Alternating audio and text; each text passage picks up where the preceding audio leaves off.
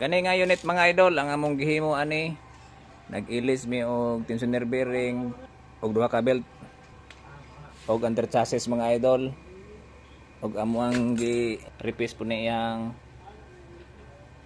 kani iyang sa rotor tungod kay garang-garang na ba. Unya amo pong gi limpyuhan ang piston kay saba magdagan.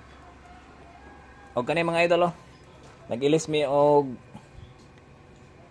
cross joint niya sa iyahang baki-baki. Arang dano. Kango na jud kay siya. Nanay play kini buak-buak na. Amo siyang giputol niya amo ang gi-welding. Ayos na kay mga idol Wa pa ni hugtan? Wa pa ni hugtan day. Hugti sa daw. Pagtan lang sa ako mga idol.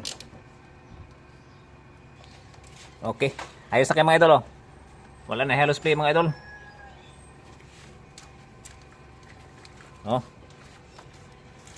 Goods na kayo. Katura mong gilis mga idol. Kay grabe yung lagutok ini maglabi magmaniobra ka. Okay. D64W ang unit mga idol. Nakita lang punta ni sir sa atong mga vlog. Sundi ka mga idol, dagan pa kayo ni.